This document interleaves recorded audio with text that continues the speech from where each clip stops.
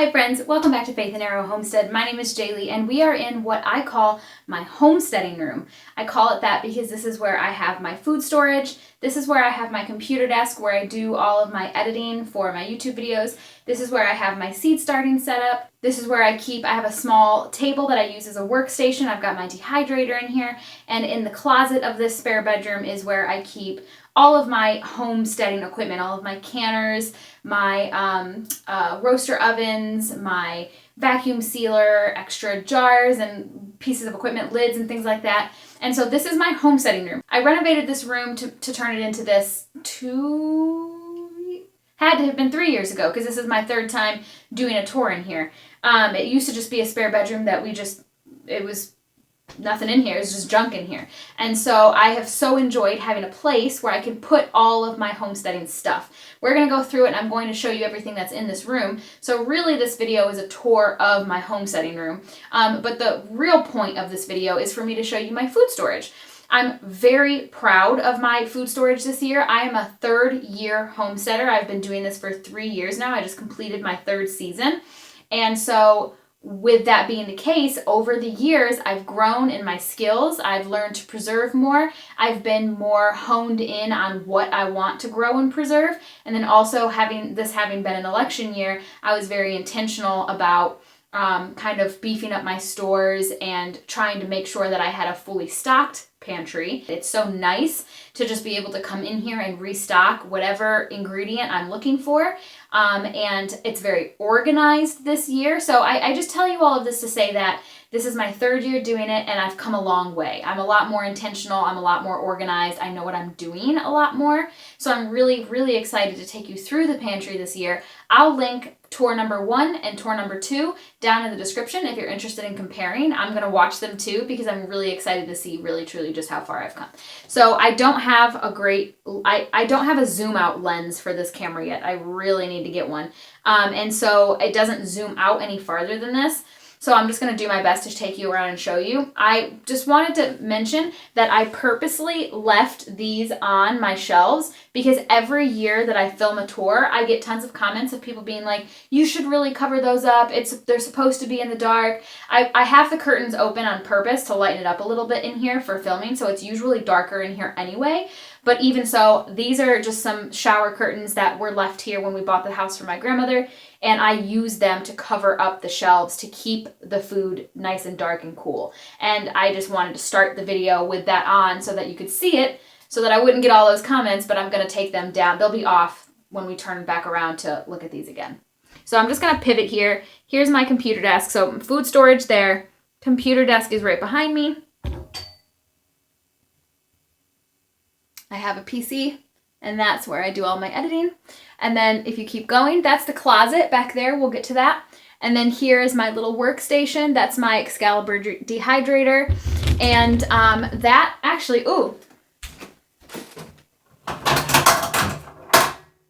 this is a batch of kombucha that I have going. How exciting is that? I haven't talked about this on my channel, I don't think at all, but I've been brewing my own kombucha for a while now. Probably, it's been months. Long time.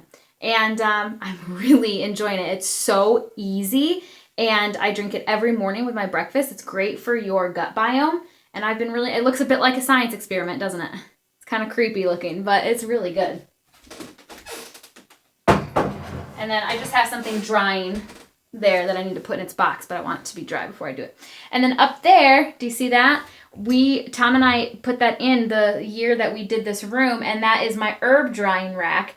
And right now I just have a little chicken plush toy up there that Tom gave me, and some peppers. Shh, those have been up there for a long time, like years.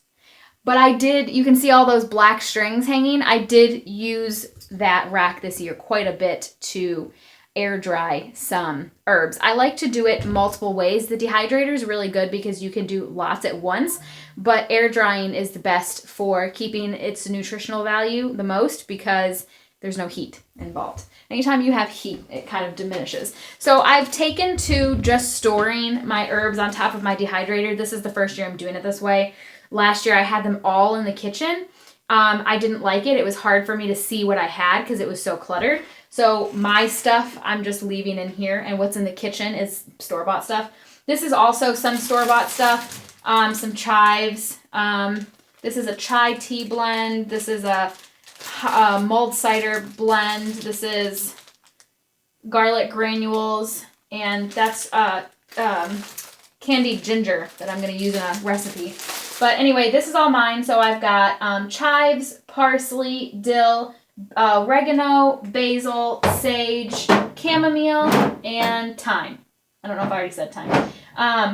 And so I grew all of these. Everything, all 2, 4, 6, all 8 of these I grew this year, and have been slowly working through them.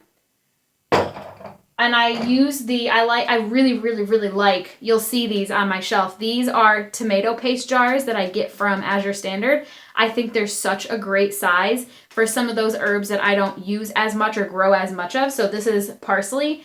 I don't use a ton of parsley, but it's nice to have.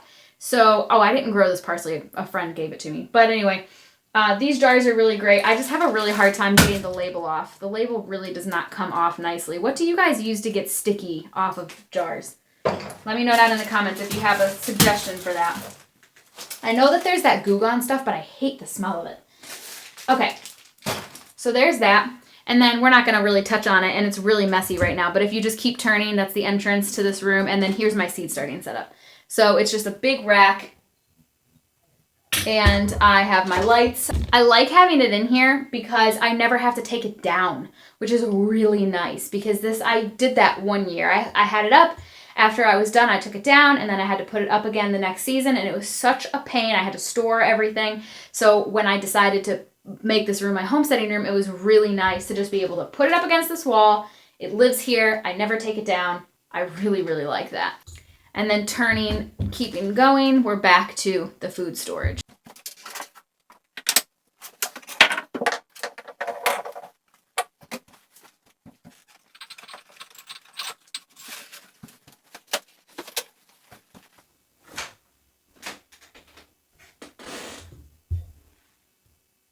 All right, so I figure we can actually start down here and work our way around, and then we'll come back and go up. So down here, I have a lot of food grade buckets with Mylar lids. So first, let me explain what that is. This is a food grade bucket, and then the Mylar lid is the kind that screw on and off. In my opinion, I don't think that they're really airtight, but I do think they do a good job of keeping pests out. I like to take the label from whatever it is I purchased and tape it onto the bucket. That helps me know at a glance what's in each bucket because I have so many, and it just helps it stay really organized. I'm glad I started doing that, and I would really recommend it. So in here, this is a 2-gallon bucket of, or is it a 3-gallon bucket? Maybe it's a 3-gallon bucket of white navy beans. And then we're just going to go around here. This is a 5-gallon bucket of Thai jasmine white rice. This is a 5-gallon bucket of Redmond real salt. This is probably my pride and joy of this room. It is absolutely the most expensive of my food preps. It was it was a big bag, 25-pound bag of salt maybe. I use a lot of salt in my cooking and my baking. I don't consume any processed food items at all. I cook all of our food from scratch. So I'm actually at risk of not getting enough salt. So I have to add salt to everything that I make. I put it in my water even. And so I go through a lot of salt. And when I was doing this more from a prepping standpoint, I wanted to have salt. But then also, this is one of those examples where it's much more beneficial to purchase something in bulk versus purchasing the smaller version. I used to get the little bags. I don't remember how much, but they were measured. It was in ounces, small bags of this from Azure Standard, and I would go through it so fast, and I kept finding myself buying them, and it's much more per ounce or whatever to do it that way versus investing in the big version. So this should absolutely last me at least a year, and I'm really glad that I purchased it. And then moving on here, I've got oats. Here I've got cane sugar, oats, cane sugar. Here I have bread flour. I hate this flour. I do not like this flour at all. I'll never purchase it again. And so I'm not going to use it. I don't know what to do with it. I've had it a really long time. I purchased it probably 2 years ago, and it's just been sitting in here. So I'll have to think about what I want to do with that. Here, this was a new thing that I did. I think I talked about it in another video, and I really have enjoyed it quite a bit. So here, if you can see, I have 2 different labels. This is a spaghetti label, and this is an elbow macaroni label. So I was originally going to have these be in separate buckets, but I was like, why not just combine them? So in here, I have multiple different kinds of pasta. This is a really heavy one.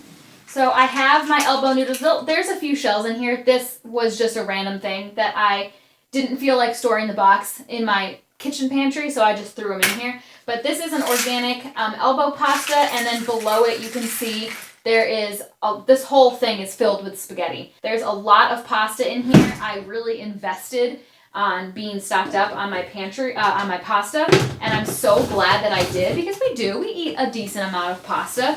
You know, I make macaroni and cheese and spaghetti and, you know, the normal pasta dishes. So I love having a big store of those pasta noodles, and it keeps me from having to keep purchasing them regularly. I think part of what I really wanted to do was decrease the monthly grocery shopping that I do.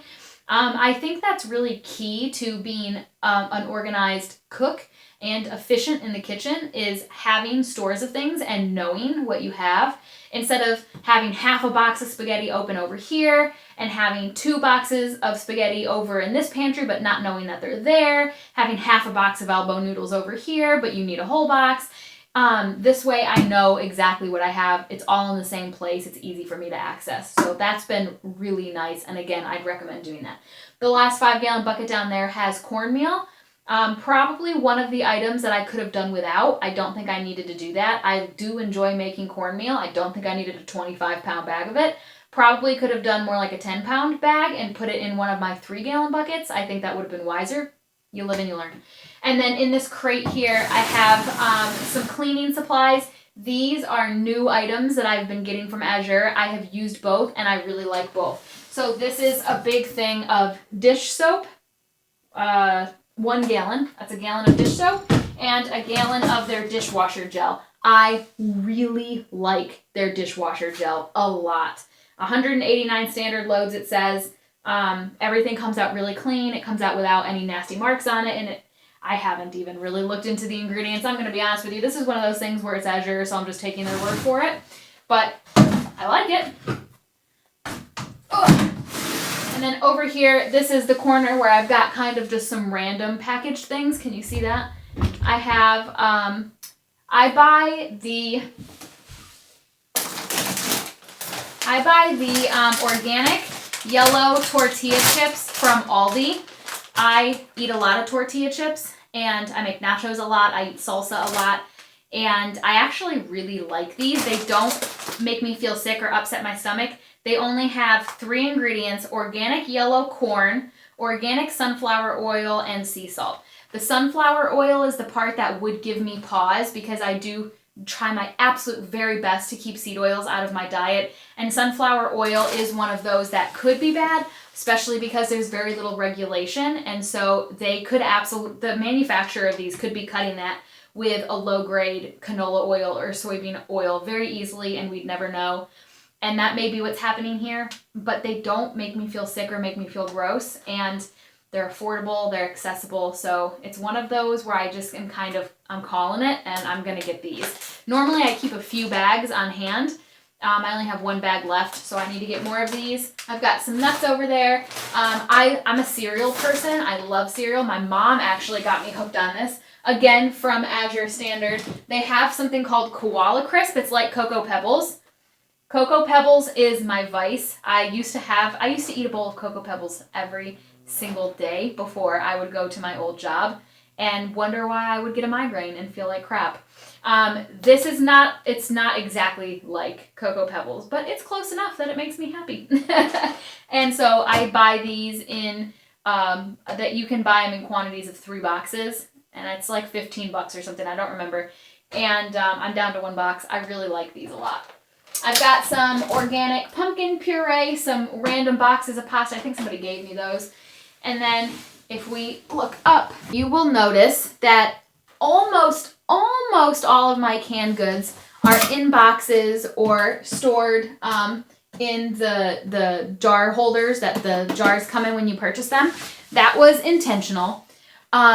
Back when I was doing this as kind of prepping, I was coming up with like a plan, like, okay, if something happened, if something crazy happened, what would we do? And it's very likely that we wouldn't stay here. We're in a very congested suburban area, and that's not ideally where I'd want to be in an emergency or in something crazy happening. And so I purposely have almost everything packaged in a way where we could very quickly load up our trucks and go somewhere else. Yeah, so that's why you see like boxes and stuff. I did that on purpose so that I could very quickly get it out of here if I needed to do that. And then also just why not? It's organized, it looks nice.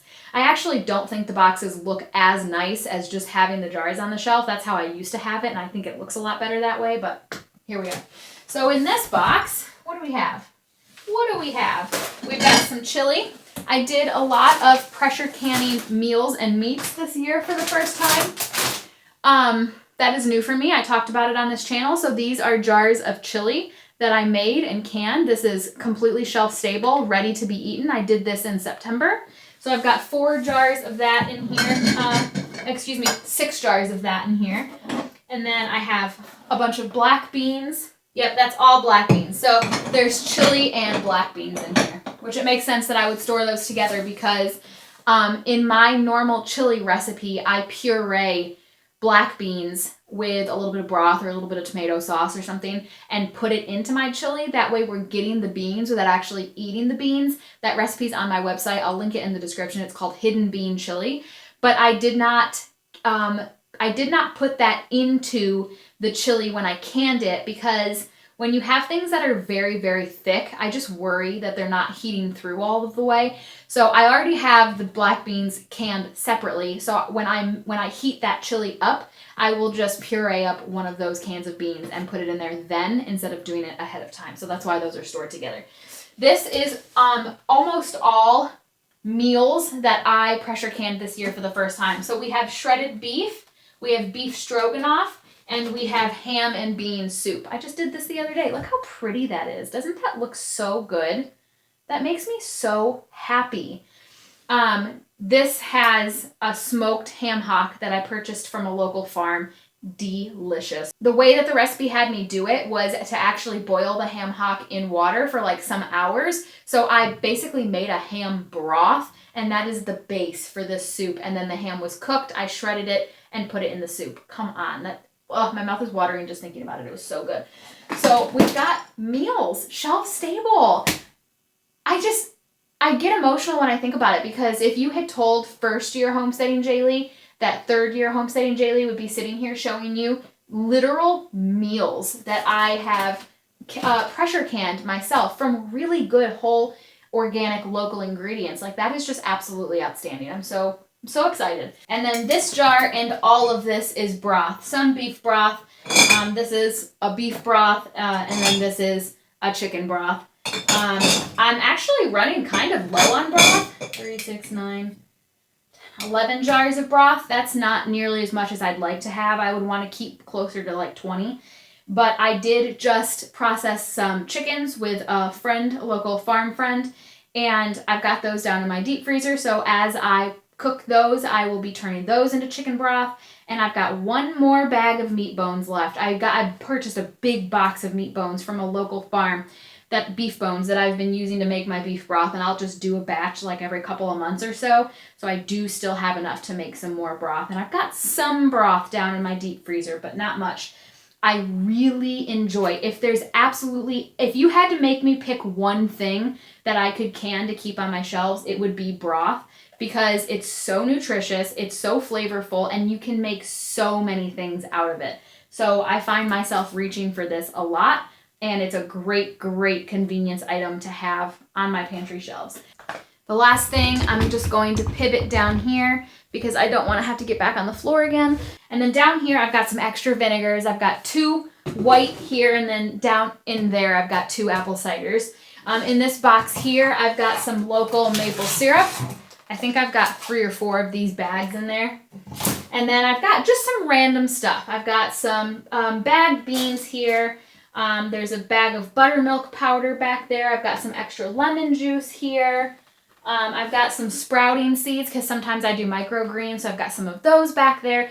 Down here is very random stuff that I'm not reaching for very frequently. And then as you move up, we start to get into stuff that I've canned that I am using regularly. So last year I had this a lot more organized because I had a lot less and it was a lot easier to organize. This was all sweet stuff last year. It was all jams and juices and jellies and things like that. I don't have that luxury this year. So here, this is all apple butter. I canned quite a bit of apple butter this year because I want to use it in some baking recipes. And then if there are any left, I have a few people I'd like to give them to as gifts. I've got, I did grape jelly this year. That's what this is. I've got 4 of these. It's so good. I will be making grape jelly every single year from now on. And when we do finally end up on our farm property, absolutely I will be growing grapes. Hands down, 100%. I think that grape jelly is just, it's one of those like fancy luxury items to me where if you have the means to make your own grape jelly, you've made it in life. Like, I don't know why I feel that way, but I was so stoked when I was making it this year. And then some just kind of random other things. I've got 1 more jar of apple juice left from 2022. And then over here I did, it looks gross, but this is like a cherry limeade drink mix, which that like gelled right up. Oh my gosh. You can mix this with like a sparkling water or with even Sprite and it's so good. So tasty. I did a bunch of orange rhubarb jam this year. It's really good. And yeah, that's pretty much all for that. And then all the rest of this are pickles, dill pickles from cucumbers and dill that I grew. And then this is something called pepper onion relish. This I just canned 2 days ago. And then this I canned in July. Pepper onion relish. I keep saying, oh, hang on, ow. I keep saying that I'm going to show you guys that recipe. And actually, I filmed that recipe this year. But sometimes I film something and I edit it and I'm just like, this isn't it.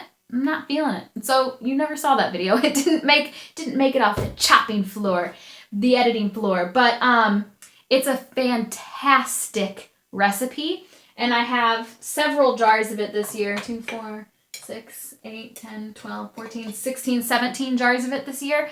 And several of those are pint jars. So pint jars, I prefer to can it in half pints, but I ran out of half pint jars this year, so I've got quite a few pint jars. But one of these half pint jars is perfect for when I make a big batch of spaghetti, and that's what I use this for. The pepper onion relish, I use it exclusively for spaghetti. Of course, there's many other things you could use it for, but I'm proud of it this year because every bit of pepper and onion in these jars I grew this year, and that is just so cool.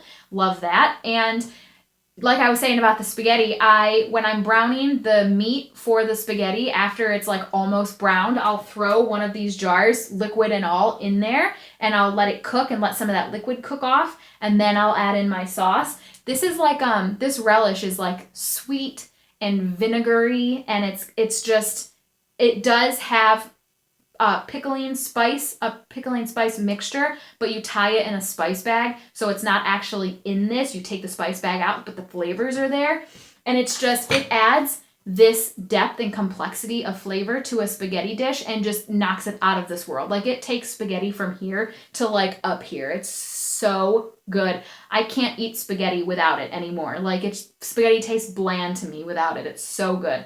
So maybe next year I will be able to get that recipe to you. It's absolutely one of my favorites. I cannot wait to stand up. Ugh. This is what I mean. Like, my lens, this is as zoomed out as I can get it. All right. So over here we have more chili. So this is all chili over here. And then I've got one lone, I guess I could probably put that up here now, salsa. And then I did a few jars of cowboy candy, which is like a candied jalapeno. Isn't this jar so cute? I have this randomly. Very first time making it this year. It was on my list of things that I wanted to try. I grew jalapenos this year, and I did have enough to can up one batch of candied jalapenos, where enough jalapenos came in at once for me to really be able to do a batch. So I've got 4 jars of that. And then this is store-bought. This entire box here is tomato paste. I get this from Azure Standard. And then this is all strained tomatoes, also from Azure Standard. I do have a bit of sauce, and I'm going to show you that in a moment. And I do still have probably a dozen bags of frozen tomatoes in my freezer. So the sauce that I'm going to show you, double it. I've got enough tomatoes to double it. But still yet, I don't know. When I was doing my food prepping and I was looking on Azure Standard to see what I could purchase, you could get 6 of these for a decent price, and they're very large. So I just thought, why not? So not all of my tomato products that I have on my pantry shelves this year came from my garden and my hands, but it's still really nice to have on hand. This is some honey. I have 2 of these. These are 5-pound jars of a local honey, and I've got another one here. And so that's been really nice to have. The rest of this is all tea stuff. Some I grew, some I didn't. I'm not going to go through that. That's what all of that is tea stuff. And then up here, last thing to show you here, this is all salsa. So I did not get as much salsa as I wanted. I've got 2 full flats of it here. I ate one already. So I had 2 full flats of salsa, almost homegrown. At this point, all of my tomatoes were in the freezer, and you can't really use tomatoes that had been frozen to make salsa if you still want the chunky tomatoes. So these were canned using tomatoes that I got from the farmer's market, but the peppers and the onions I did grow, so halfway homegrown. And I didn't get as many as I wanted because by the time I got around to canning it, the big bag of tomatoes I got from the farmer's market, a lot of them had gone bad, which was tragic. I was so sad about it. But I got 2 flats out of it. Salsa is important to me because I'm the only one in this house that eats it. Tom doesn't like spicy stuff and he doesn't like tomatoes. So nobody in the house currently eats it other than me. It is very hard for me to get any sort of vegetable in my diet during the wintertime because I eat seasonally and I'm not going to purchase stuff from the grocery store like peppers and tomatoes and things like that because they're grown and elsewhere and brought in. And so I try my hardest to can and preserve things that I'll be able to eat over the winter time. And if I can eat them without having to cook them into something, it's a bonus. And to me, salsa is that thing. That's part of the reason why I like to keep the chips. Because these, I purposely can them in half pints. I do that on purpose. And it's the perfect size for me to fit a chip in. And I can sit down and eat an entire one of these by myself watching a show on the TV. And it's so good. It's so good.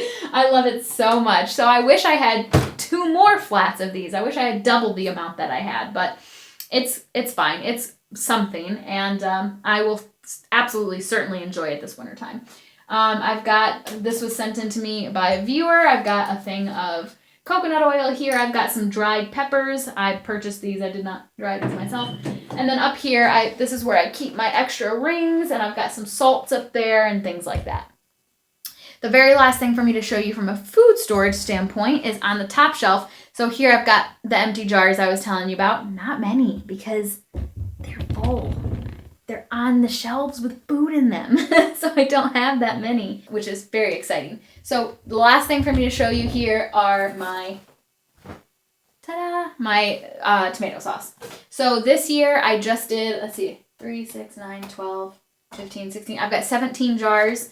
I just did plain, which means literally there's only salt in here. Like I did put salt, and I remember that I put salt in there, but there's no herbs, no seasonings of any kind in here, just salt. And I did that on purpose because I use tomato sauce in a variety of different ways, different recipes. Sometimes I need it to be seasoned. Sometimes I don't want it to be seasoned. Last year I did both. I did some plain and I did some seasoned. But then what I found was by the end of winter time, I was purchasing from the local store something called passata, which is similar to the strained tomatoes that I got from azure, but I was buying it at my local grocery store, and it's just a plain tomato sauce. And I was using that, and I was passing up the seasoned stuff that I had on the shelves. And so I decided this year that I was just going to do a plain tomato sauce. I'd be much more likely to need it and use it than if I had it flavored in some way. So I'm really glad to have this. Like I said, go ahead and double this because I have enough tomatoes left in my deep freezer to do a whole nother batch. I'll get to that at some point. Yeah, so that's it, guys. That's my food storage right now. And I'm so proud of it. Oh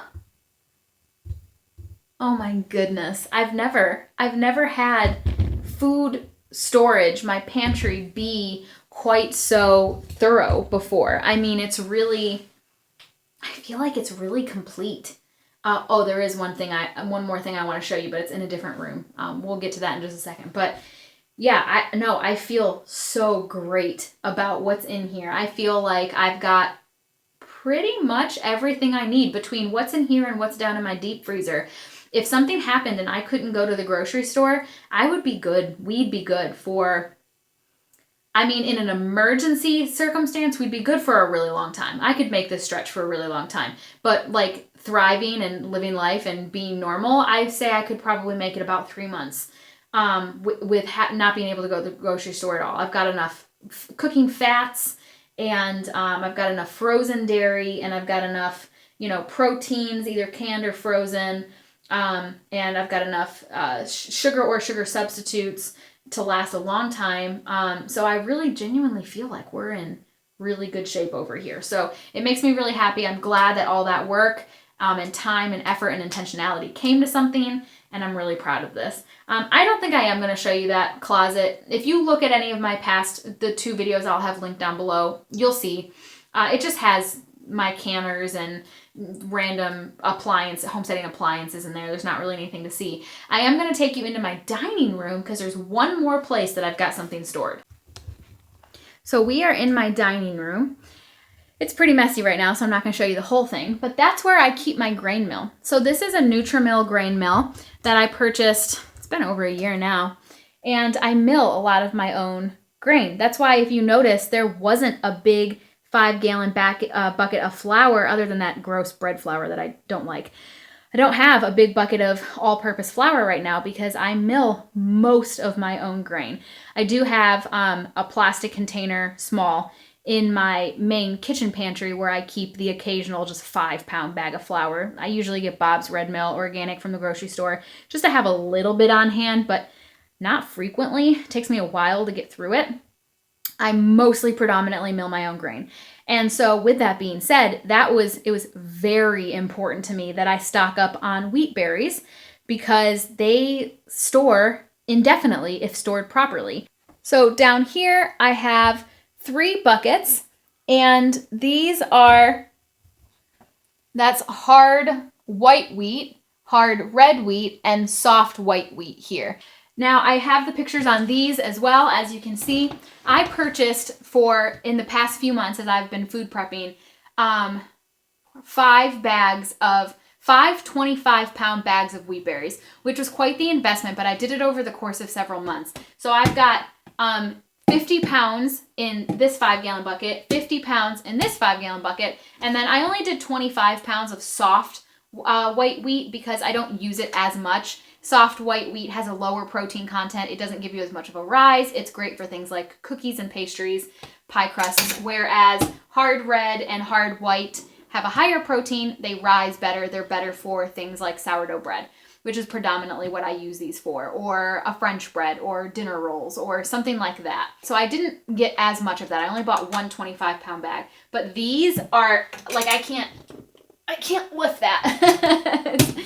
It's very full of wheat berries, and I can't tell you the peace that I feel knowing that I would be able to bake bread for my family, even in an emergency situation, having all of these wheat berries. Now, I do have an electric mill, and I've said in previous videos that I wanted a hand crank mill. I never ended up getting one. It's on my list. I really still should get one. That way I could hand mill my own flour if needed, if I didn't have electricity. But I could still use worst case scenario, like a mortar and pestle, which I do own. Of course, that would suck, and we don't want to do that, but I could do it if I was starving.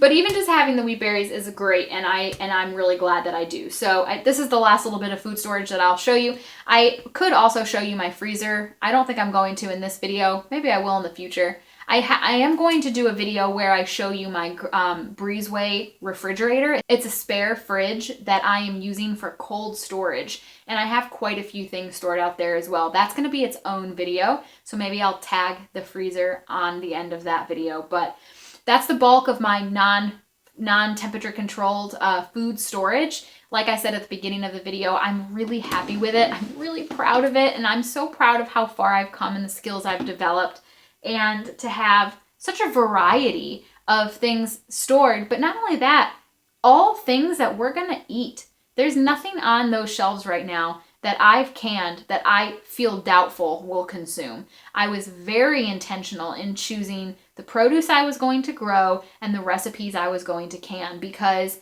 that happened my first year. I canned sliced pears my first year because why not? And I didn't eat them. I gave them to my parents, and my niece and nephew ate them because I don't like canned fruit. Like, when have I ever eaten canned fruit? So why did I do that? But it's okay. I was learning, and it's hard when you're in the very beginning, when you're first getting started, because you're excited and enthusiastic, and so you just want to jump in. And that's good. I learned something by doing that, but it's not practical. It's not realistic. We're not going to eat it. And so this year I sat down and I was like, what do I know we like? That's not to say that we shouldn't still experiment. The cowboy candies, a good example of that. Let's see, will I actually use those up, or are they going to still be on the shelves in the springtime? Now, with that being said, I know how I could use them, and I have ideas in my mind. So I didn't choose cowboy candy with just no idea what I'm ever going to do with it. I chose it. I made an educated guess in picking it, thinking, okay, I think I'll use this, so I'm going to go ahead and make it and experiment. So we should still be learning and growing and doing new things, but let's try and be realistic when we're deciding what we're going to can. So little tip there for you. But I'm really excited to be showing you my pantry this third time, and I can't wait to see what it looks like next time. I did tell you in my last pantry tour last year that we had those shelves, the ones that were installed in the wall, and they were mostly empty when I did that last tour. And I said, it's going to be my goal this year to fill them up. And I said, part of being expectant for the Lord to move in your life is stewarding and managing what you have now well. And I said then, when these shelves are filled and I am out of space and I need more space, I can trust that the Lord will provide it because I've managed what He's given me well. And so I'm almost there. Did you notice that? Those shelves are almost filled. Once I can that last batch of tomato sauce, those shelves that are installed in the wall will be mostly full. I'll have to take some of those empty jars off of there to put those cans of sauce on there. And so when I saw that, I was thinking, almost, Lord. I've been managing, I've been stewarding, and we're almost there. So I don't know. That's just a little thing that I've got going in my mind. But so thanks so much for hanging out with me, you guys. And if you're somebody who has seen the second year homesteading, the pantry tour, and the first year pantry tour, if you've been around long enough to see now all three, will you comment and tell me? Because I want to know who of you have been around long enough to have seen all three of these. I think that would be so cool if there's any of you that have stuck around like that. So thank you so much, and I can't wait to see you in my next video. Have faith, my friends, and keep moving forward. Bye.